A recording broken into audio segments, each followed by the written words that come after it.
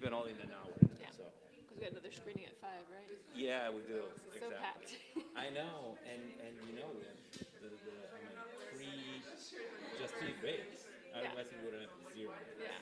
So usually this, where at the end of the afternoon screening, so from 7 to 8 kind of, which is already very rush anyway. So this time is better. Yeah. But we'll see. If we had a gelato stand in the Ridotto, I think we'd get everyone to come and then have gelato. Exactly. That would be the idea. And I think people trying to find it has been tricky too. Like some people ask me, where is it even happening? Yeah, I know. I made sure I came early just so I knew where to go. Because I know last time I was here, it was in the main, like in front of the Filmfair, and so they had chairs set up by the book table. Oh, is that so right? I think that's people might be looking there, but it's okay.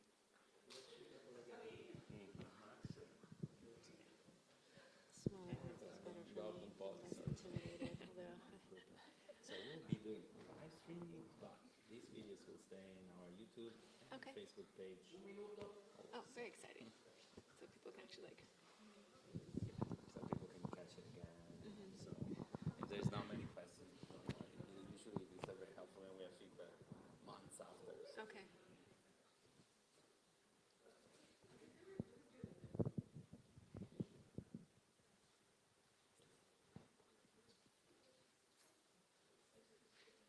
So remember where you are? Where do you work? I'm in Boston, Northeastern University. Okay. How about you? I'm actually at Brigham Young in Utah. Oh, wow. I did my grad work at Harvard, so Oh, love Boston. You love Boston. Yeah. And I was at Wisconsin for a long time. So I'm happy Leah came because she was a friend and challenger. Yeah.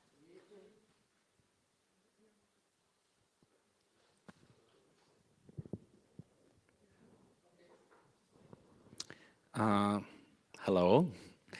Good morning, good afternoon, buongiorno, buon pomeriggio, because there's also people from their house. They're also enjoying this book presentation. So we're very happy to be back in many ways and many sense. Last year we were just, for 2 years in a row, we did book presentation just streaming, which was fun, but nothing like having an audience. And I see people are coming, which is excellent. We're very happy to start today with 3 books. So not only 2, we have 3, why not? And they're all, we were just talking briefly that there will be a connection there that we will find. And in general, we are very happy to talk about something that is always different. That's what we are looking for only with this book presentation. So first of all, I want to thank Julie Allen and Denise Khor for joining me. And we'll be talking about the new publication that will be, some of them you can either buy it at the Filmfair or buy it online with some information that we'll give you briefly and show you briefly. So let's start with Julie. And first of all, with Asta Nielsen. Why not? Let's start from a big star. Sure. So Asta Nielsen is one of my lifelong passions, and I came to her through Danish studies and was curious to know, after my first book, how far outside of Denmark and Germany she had traveled. And so I started looking into that and discovered, first of all, that she hasn't traveled as far as she ought to because people don't know her story. And part of that is because her memoirs haven't been translated into English, or hadn't been. And so people would ask me frequently about that, and I thought, someone really should do that. Someone should translate those memoirs from Danish. And as I was working on the second book we'll talk about, I was following her around the world and seeing her impact, especially in English-speaking areas like Australia and New Zealand, and thought, this is something that I need to do. I need to translate her memoirs. And so I realized that May 2022 was the 50th anniversary of her death. And so I set that as a goal to get the book out to celebrate what she accomplished and the way she created a space for women in film and for Danes in film and for art in film in ways that nobody had done before. And so I started translating it and ended up having to annotate it, but it came out for the 50th anniversary. It is very interesting that these are memoirs, and actually at the end there is the note that specifically said, these are the memoirs of my work. I don't want to talk about love. I don't want to talk necessarily about that, which it is not what you expect by a memoir by such a big diva anyway.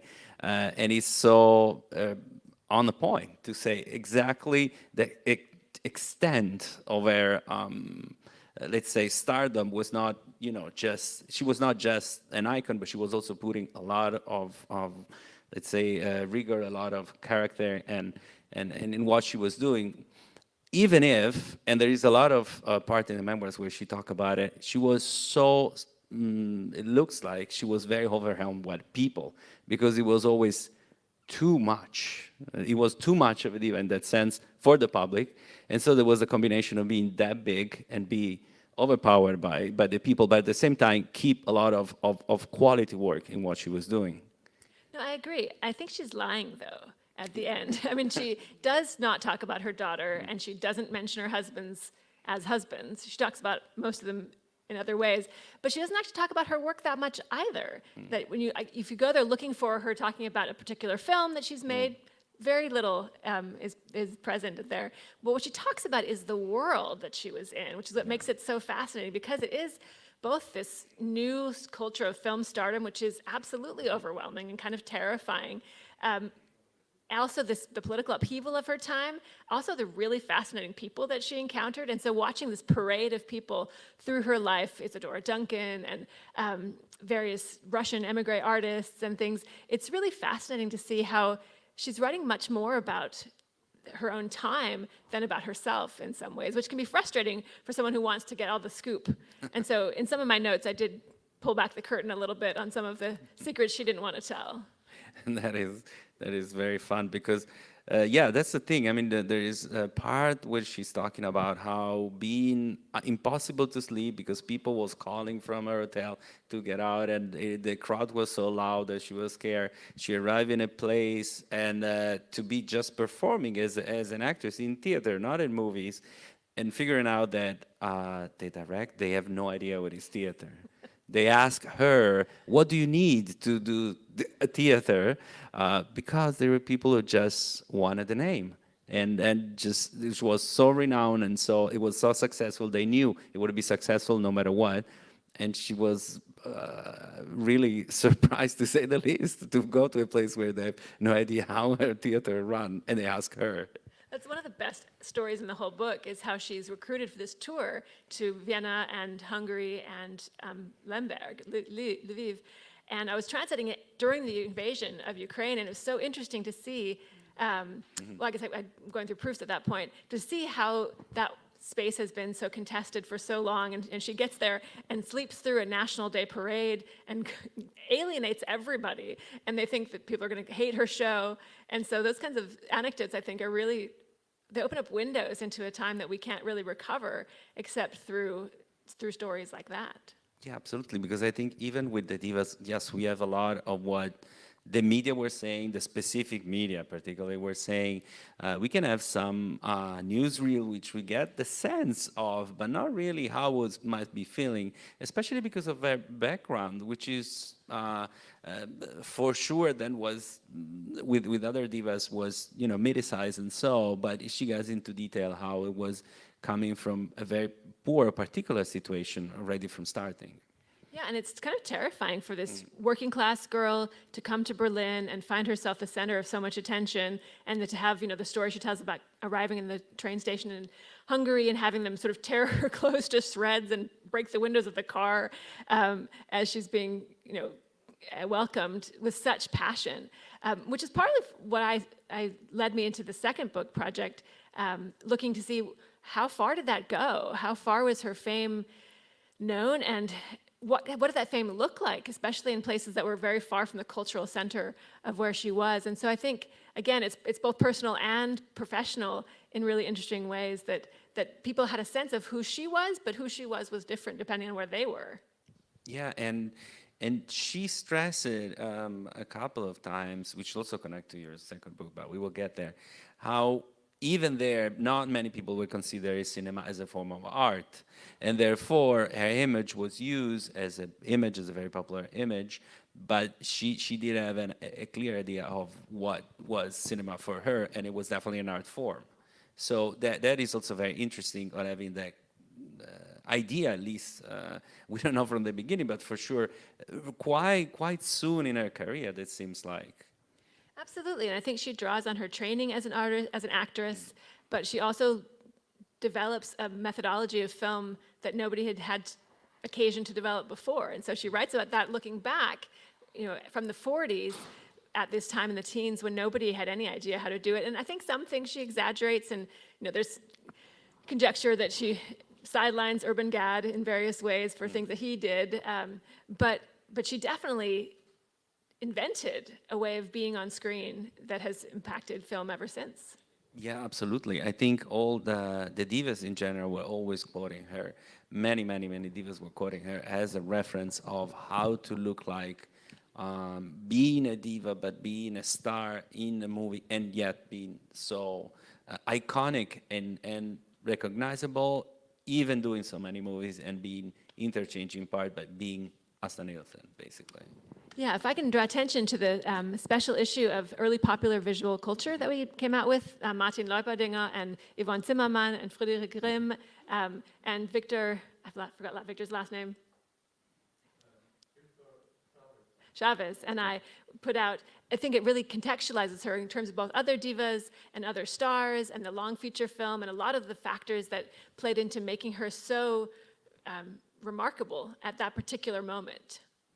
Yeah, that's it's one of the many things that we definitely get. And again, the other thing is that we don't have that many memoirs of in general of actors of the time, because they faded away in a way or the other. So we might have like later interview. There is some, but not on this kind of perspective. And that's also is very interesting, because there is the last photos when she's about to shoot for a documentary on her life, which is also very fascinating, meaning she wrote it way after her time was passed, but still remembering so much, or as you said, maybe making up some, which still, it's very interesting in that sense.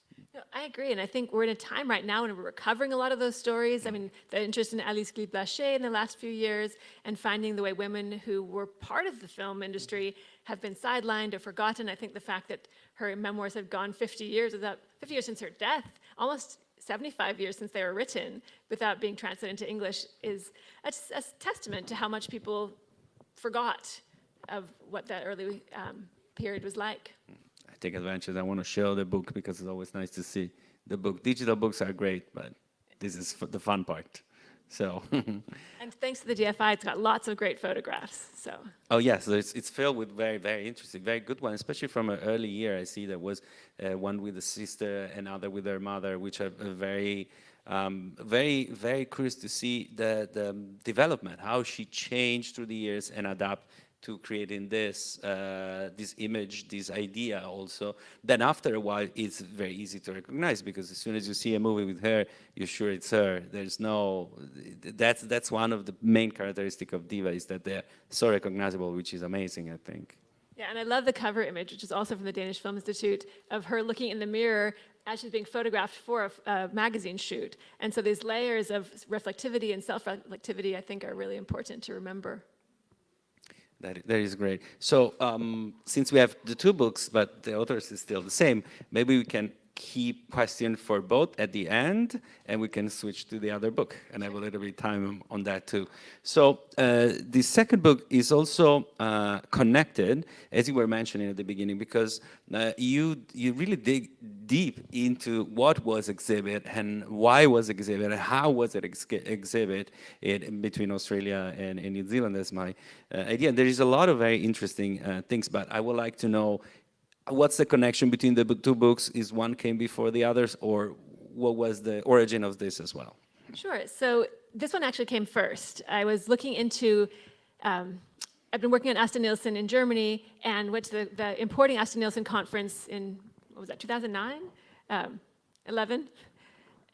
And Stephen Bottomore spoke about the digital database of Australian newspapers and looking for Asta there. And so I thought I would follow that up and see where she was. And I went into it expecting to find that she was depicted as German and kind of just a star on her own, and found that neither was she depicted as German, that almost nothing is ever mentioned about the German origins of her films, but that she was also certainly not alone, that there were hundreds of European films, that Waldemar Seelander had 43 films in the same period coming to Australia, that she was compared to Sarah Bernhardt at the same time as Sarah Bernhardt's films were being shown in the same theaters.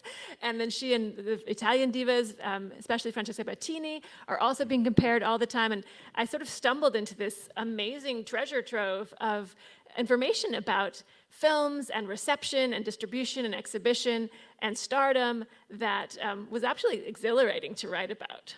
It is, I bet, because all the chapter there is a lot of stories which are not only the stories of the movies, but first of all, one eye to be looking in is just looking how these movies were, what kind of was more interesting or not. And as you were mentioning, for example, the Italian diva, is interesting to know how Ghione was not as much as we were taught, and other diva not as much as Francesca Bertini, which is particularly specific and interesting.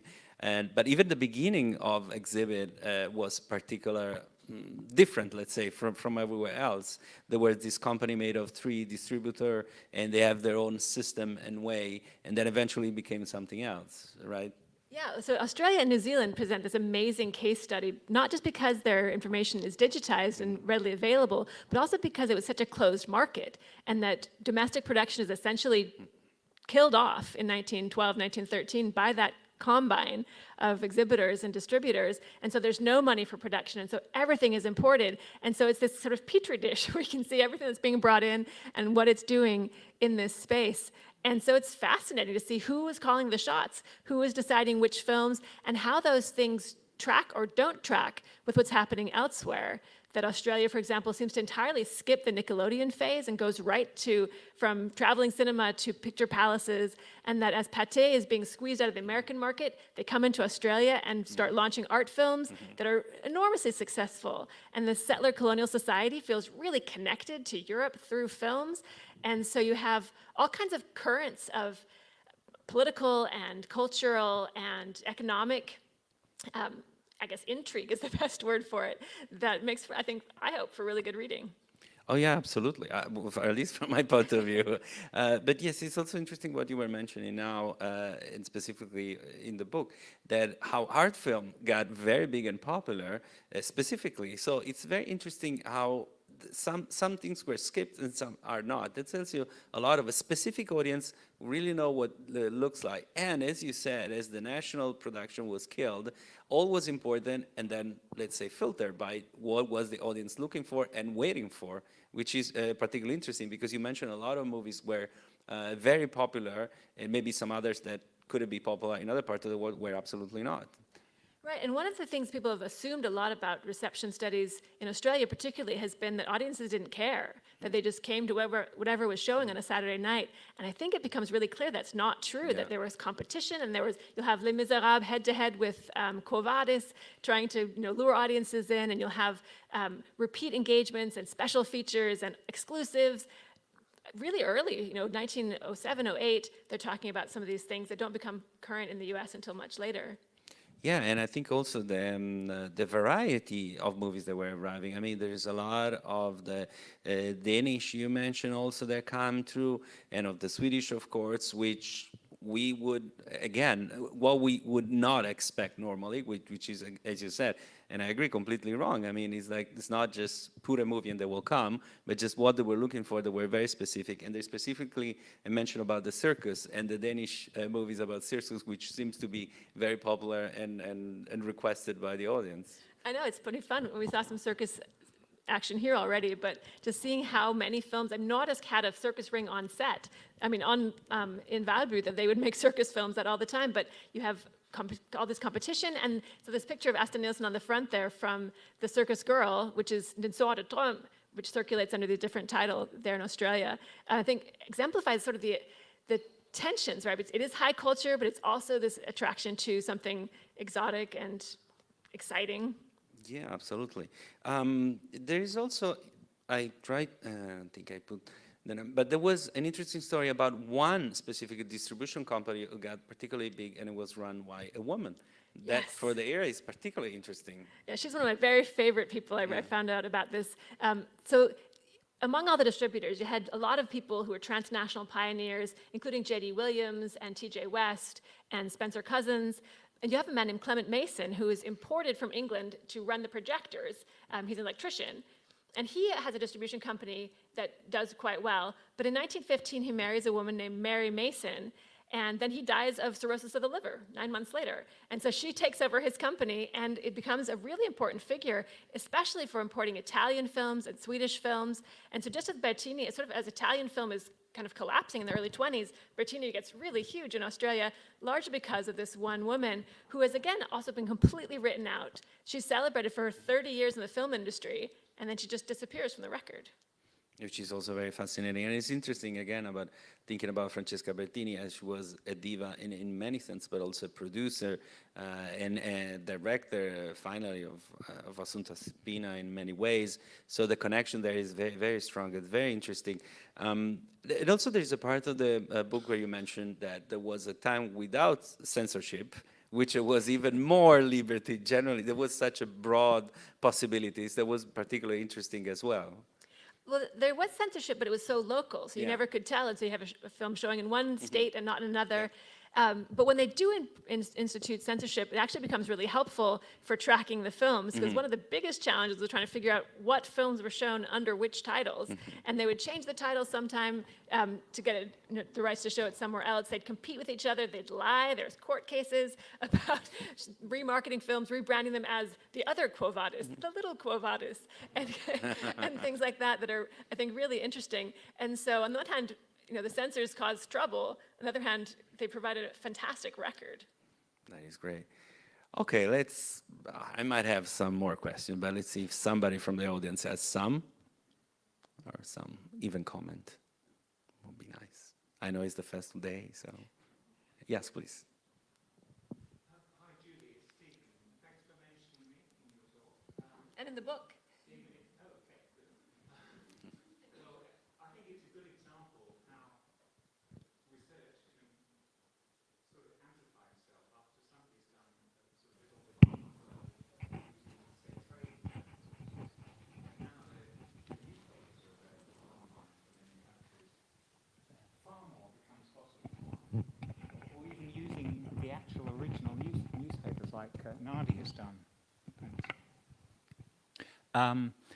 But my question actually is about something completely different, which is transnational troops of people. I mean, the Chorix is obviously an example that we've actually seen here, some of the films in Pordenone, but there were others.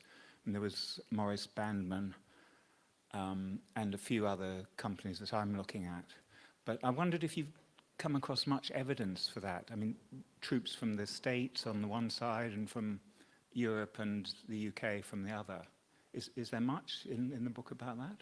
There's not as much in the book, but it does underlie quite a bit of it. Tom O'Regan has done quite some important work on that in the Trans-Tasman region, and the way that these global south sort of supply chains, if you will, for entertainment replicate themselves from live entertainment to cinema. And so a lot of these same distributors were also showmen. And so T.J. West is one of the people that you might want to look at. He's involved with the Modern Marvels company in Edinburgh, and then he establishes a cinema in Bournemouth, and then he comes to New Zealand with Henry Hayward, and they tour all around and then go to Australia and tour.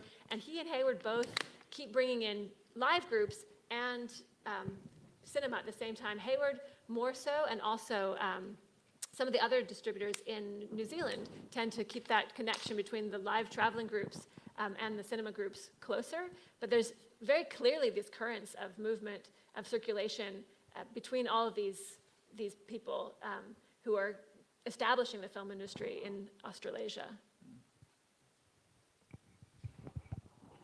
Is there more question or comment? Yes, please.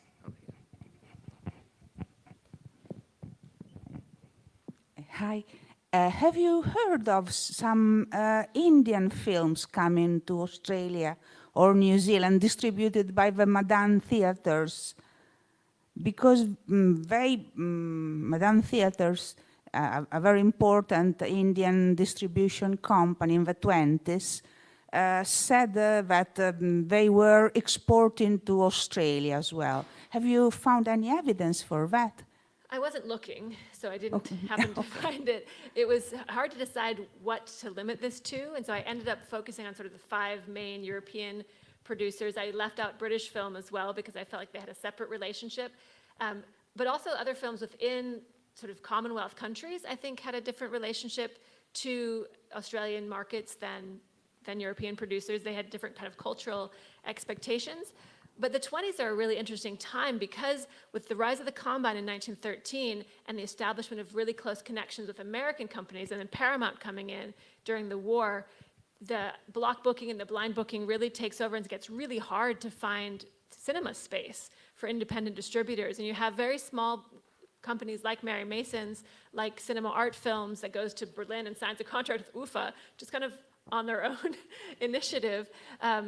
Because there just isn't a way in through the corporate world. So I think if there were Indian films, they'd probably be coming in through similar routes, through personal connections and smaller distributors who are trying to find ways to sort of wiggle into the otherwise very locked up market. And there's a discount flyer for this book too, if you want to put that one up. I got a grant to make it available open access. So if you want to download the ebook version of Screening Europe, you can get that for free on University of Exeter's website or the Open Library website.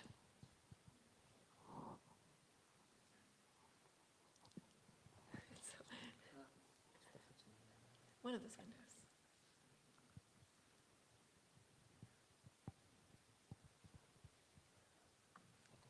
There we go. That's better. I have a last question, maybe. So we can also connect to the other book, which will be, you also talk about the venues, of course, because we cannot talk about cinemas without venues and how, especially at the beginning, how they look like, what is that make them different, and what was the need, of course.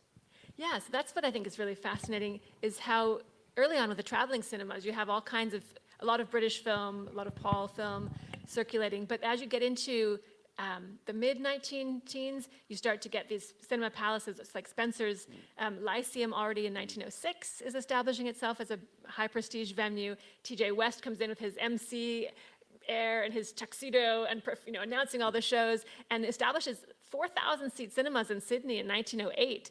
And so you have really high social value, social sort of An expectation, yeah, I think, for that exactly. kind of- And so people are paying a lot and they're expecting a real high culture event.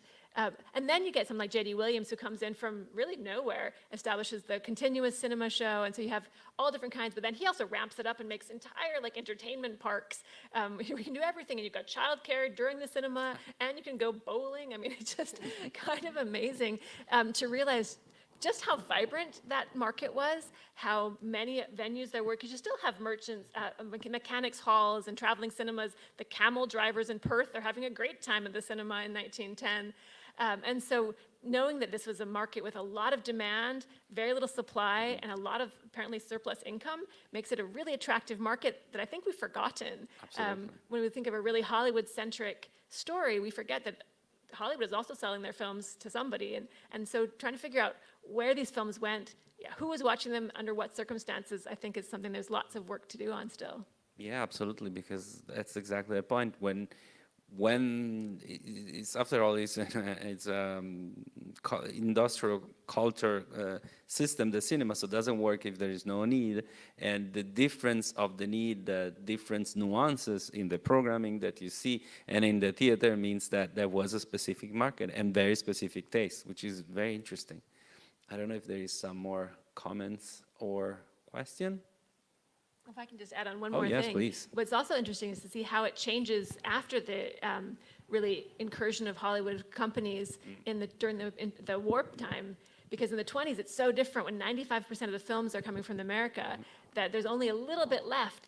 And so what happens there is so fascinating to see the rise of this art house cinema in the 20s that, again, has really high expectations for quality. And people are saying, well, this isn't like any old American film, this is a European film, right? And to see UFA films, less than a decade after the war, having their own column in the Australian Film Weekly, and people really praising them to the skies as an example of not American film.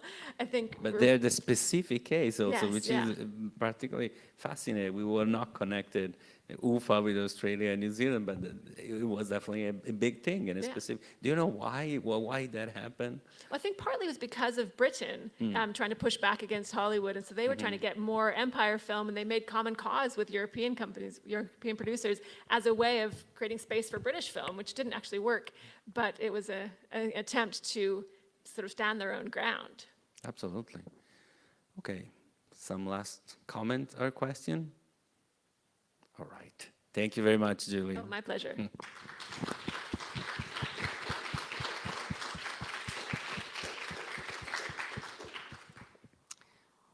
Do a quick change.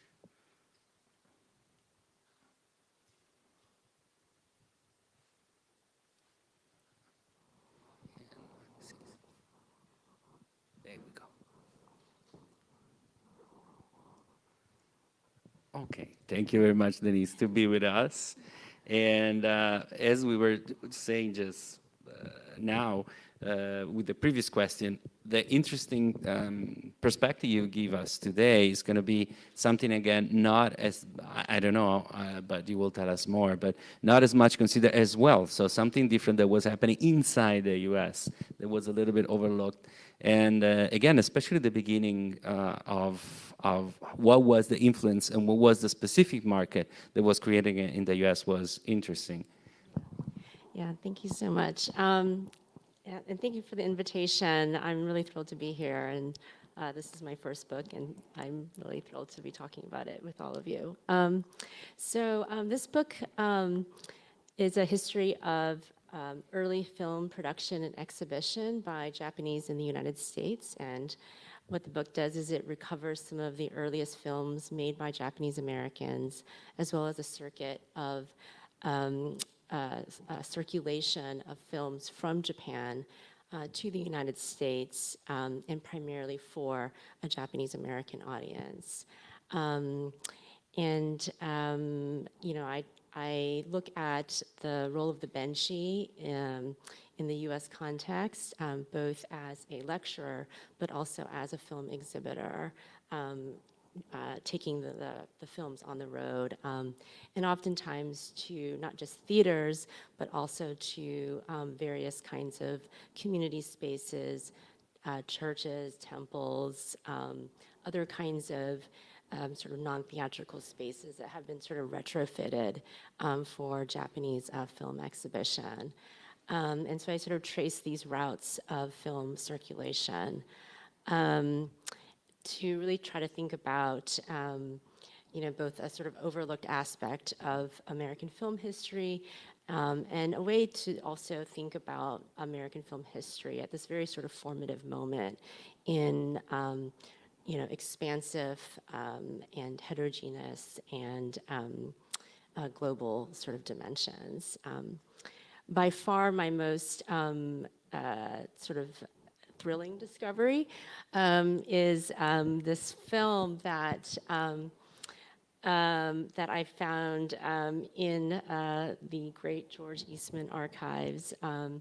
This was a film called The Oath of the Sword, and it was produced in 1914 by a company based in Los Angeles, calling itself the Japanese American Film Company.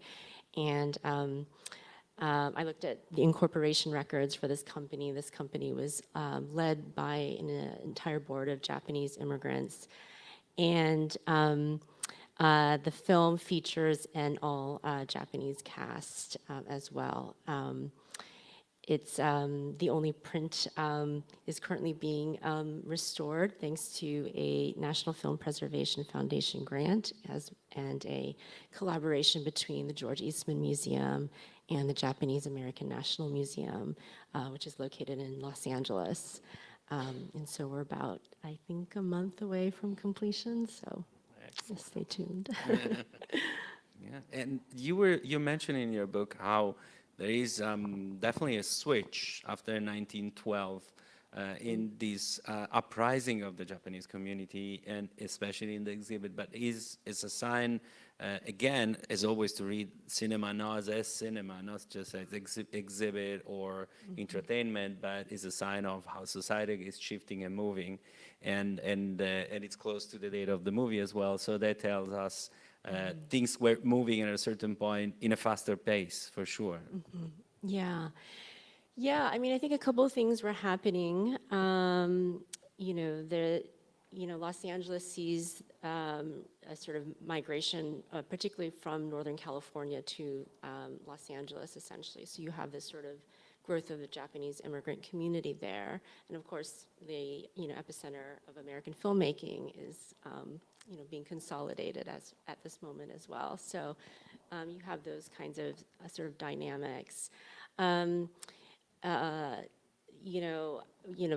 other thing I write about in my book is the ways in which, a film like The Cheat, which was, of course features Sesu Hayakawa, and, beloved and, sort of launched his career.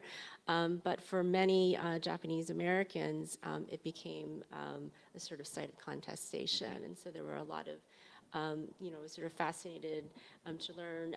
Daisuke Mieo also writes about this, that that even from this sort of early juncture, that there people, Japanese were very paying attention, and having a sort of conversation about the kinds of films that they're seeing on screen and what role that they could and should play in the industry as well. Yeah, which is we talk about it also about him specifically. I think 2 years ago when we did the only streaming program, because again how we are still maybe more recently. I mean, for most scholars it was more clear, but more broader sense, getting now the idea of his stardom again and what he was bringing. Again, but the point of his first big success not being as successful in community is also very interesting in that sense. You were talking about the Banshee, and there is a beautiful list at the end of all the Banshee that were in the US, which is great because it's also incredible to be able to track, and it's a long list. That means there was very much part of the community for a long time. So how they were perceived in the community even after the silent era, what were their role in the community? Yeah. I combed through Japanese American newspapers and oral histories, and the Benshi was, I mean, sort of similar to in Japan, was really highly promoted and beloved. So advertisements, for instance, in the papers would often feature the name of the Benshi in ways that, in some sense sort of rivaled, right, the sort of film, the film itself. In oral histories, sometimes people didn't even remember what films or anything, but they did remember, of course, the name of the Benshi, and they spoke fondly about the Benshi, and it was, the Benshi that was memorable to be recounted, sort of, years later, right, in a kind of oral testimony. So the Benshi had such a strong presence in the film culture. And the other thing that I, sort of learned was that the Benshi was also, sort of performing a kind of double duty. So on the one hand, being the sort of lecturer and performer, but also being the person who took the film on the road. And so, the accounts that I read were that, the Benshi is also setting up the projector and, putting all the equipment in the car and, and so on and so forth. And particularly because, I was also really sort of amazed at just what reach that these films had. So, agricultural areas that are fairly remote or small towns with very low populations and, just, some Japanese here who are working in agricultural enterprises, and the Benshi would roll into town. And that was the kind of, like you would know about it. And, everybody would go and that kind of thing. The other thing that I was really sort of amazed to learn was that well after the advent of sound, that the benchi continued to have this role. So I was reading about the benchi as in the late 1930s and even as late as 1941, and so. Even like a theater like the Fujikan in Los Angeles, I mean, they don't actually even change over to sound technology until the mid 1930s. And one historian said it was the last place in Los Angeles to basically you could see a silent film. So. So that that this sort of was the sort of legacy in many ways. So I'm very much seeing that in the U.S. context. Absolutely, because it's such a specific form of art that still exists today. But to be thinking, as you were saying, how strong and radical it was in the U.S. for that long, tells you exactly what kind of connection there was. It was more, yes, connected to the movie, but goes a closer connection between movies and community. So if there was a specific it needed to be a specific request from somebody from part of the Japanese community to come to as far as they can and present the movie in a way that was appreciated by the community. So that is very interesting and yeah, makes sense then now to say why they stay for that long, because it was a direct community, direct contact. That instead with movie making, yes, we have stars and so, but it is different if you put it in that context. And then also you talk about how the Filipino community was connected to the Japanese exhibitor in particular, which is very interesting as well. Yeah. Yeah, I mean, this was definitely, I think, one of the big surprises. I did not think I would be writing about this. But one of the things that I had come across in my research is that I had sort of come across a number of theater advertisements that had Japanese proprietors, but that were exhibiting films from the Philippines. And so I was really just sort of curious as to like what? And so, a number of the theaters were, in the sort of Central Valley, California, where many Filipinos had, come after 1924, particularly, and had come to work in many of these agricultural areas, some of which were owned by Japanese-owned farms, for instance. So there is that kind of connection there between Japanese and Filipinos. Many of the stores that Filipinos, for instance, would patronize would be Japanese-owned stores. And so in some ways, it's not surprising that the theaters that were also owned by Japanese, right, would be theaters that Filipinos would, form a very large and significant patronage. And so films from the Philippines, Tagalog in particular, talkies, sort of, circulated to California, exhibited by these Japanese-owned theaters, and for these Filipino audiences. So I was really sort of interested in, of course, thinking about Japanese, these film exhibitors, Japanese-American audiences, but also that there is this kind of, that there were non-Japanese audiences, that there's also a kind of working class audience, right, that this circuit is kind of providing entertainment for. You also mentioned that at least for the Filipino community or audience, they were also screening some Mexican movie, which is particularly interesting as well as a connection because, of course, being the Filipino speaking Spanish for that long, there might be a connection with Mexico, which is particularly fascinating. Right, yeah. And those were, so I found this advertisement, it was in a Filipino-American newspaper for Mexican films. And of course, the sort of, Spanish loanwords, of course, could be, so it sort of makes sense that that those films would be exhibited as well. And so, yeah, I mean, I think that this, kind of circuit of non-English language films, and this sort of like, sort of aftermarket, I think, kind of film circulation is sort of the sort of history here.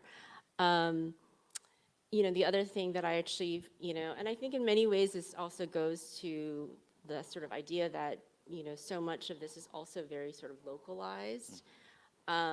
So, another example I found of this was I looked at an oral history that talks about how one of the Banshee would use Spanish words, for instance, in the performance. And so, again, that's sort of, like if you understand California and the sort of multiracial space of California, that in some ways it's not surprising, but I think it's, again, sort of this kind of, sort of interesting and beautiful kind of way in which this sort of local, it's very sort of localized. Yeah, I think the surprise is, again, for us in 2022, more than back then. Yeah. It would be more common, and that's what just got forgotten, which is crazy, but that's fascinating, definitely. So what do you think, of you consider for sure the end of the 10 and the 20, what do you think will be the audience looking more for? So what kind of movies they were more interested in, if there is a genre or something specific that they were looking for when they were going specifically to that cinemas? Yeah, they, so, a lot of samurai films for sure. But one of the things that I sort of found also was that part of the continuing presence of the Banshee after sort of, particularly after the mid-1930s, is actually the circulation of like war films and propaganda films. And so, from Japan. And so the Banshee, was often promoted as bringing these war films essentially to audiences, and so that was that was a big draw for the audience. I see, because also you mentioned how, of course, we need to, your focus also is very much on the community, but also how the community was perceived in the US, which is very specific in many different timing related to exhibition. So that also, what you just mentioned, it makes completely sense. So how was, what the community was looking for was also most likely a reaction how the community was treating inside the US. Yeah. I mean, this sort of time frame of this project is really, the Oath of the Sword is, produced at a time when the anti-Japanese movement in the United States is in full force, and so that is always in some sense, and I write about the ways in which the film kind of puts forth this idea of kind of racial uplift and respectability. And in many ways, it is a response that, for particularly Japanese American leaders, that they have to the anti-Japanese movement, right? And so that it, we sort of see this story in this film, I think is, it's very connected to that. That is great. I think the fact that you decided to start basically from the venues and not necessarily for the movie, not only because, well, you found one that is great, but is that connected? Is that the fact that will connect more again to the community? So why was it very well targeted, I would say, and specifically in the US, as we know? Why venues were so important for the community and why you were able to trace it, I think, is also connected to that. Yeah. I mean, I think, I feel like oftentimes we don't think about, things like racial segregation in places like California. But in fact, there was a, sometimes invisible line that you could not cross. And actually, in many oral histories, people talked about that they knew that they couldn't go to certain theaters. Sometimes they would be led to the balcony of a theater, or they were, told that they could only sit in certain areas and things like that. And so I think that these theaters really kind of came to kind of serve this market, essentially a somewhat captive market in some ways. It's sort of interesting, again, sort of thinking about this moment, there were a number of theaters, for instance, that Japanese established in Seattle. And it actually made it into moving picture world and it was sort of, kind of, thought about as like this, oh wow, there's a theater buying movement like among the Japanese, and so I think those kinds of dynamics were important in shaping this sort of film exhibition and culture. Excellent.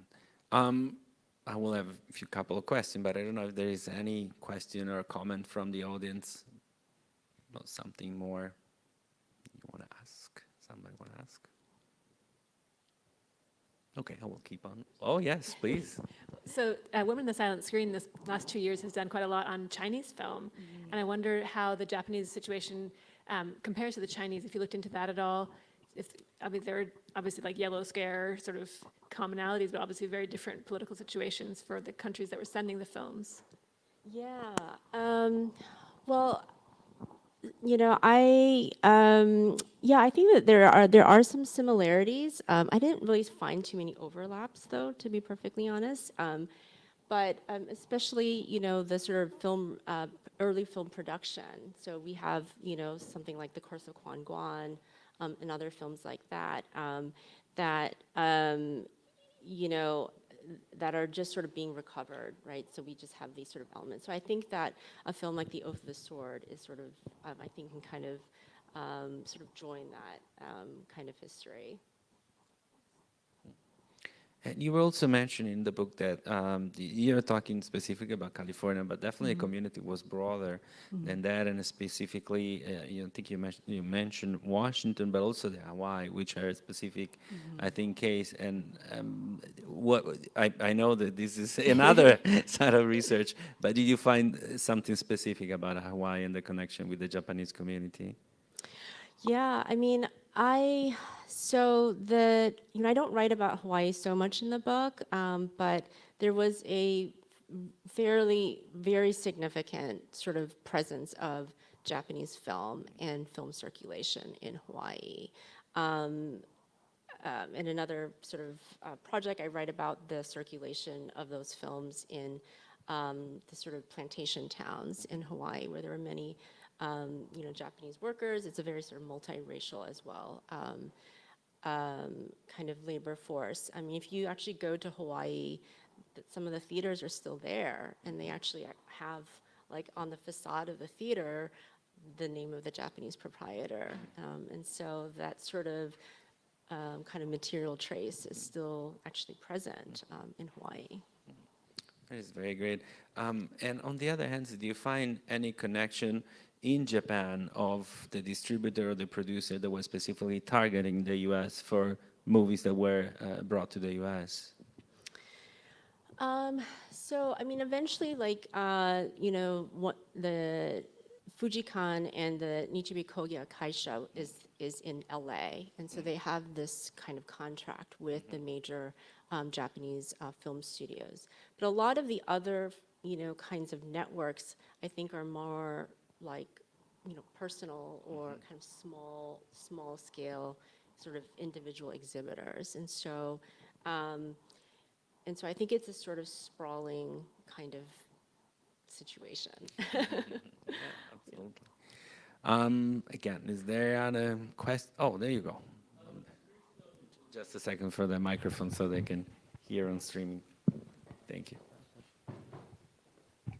I was curious about like the 1925 earthquake in Japan that destroyed a lot of Japanese films at that time. I was wondering if you researched at all how that affected distribution, or if there was any attempt in America to perhaps recover films that were destroyed there. Yeah, no, you know, the sort of this film circulation from Japan that I traced in the United States is actually after that time period. So it's kind of the late 1920s and mostly in the 1930s. So. Okay, I don't know if there is a last comment or question. No, the last.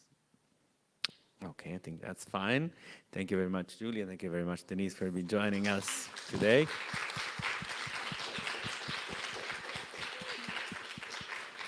And see you tomorrow for another presentation. Tomorrow is going to be in Italian, so as you know, we alternate Italian and English. And thank you for being here and for whoever is at home watching us. See you tomorrow. It's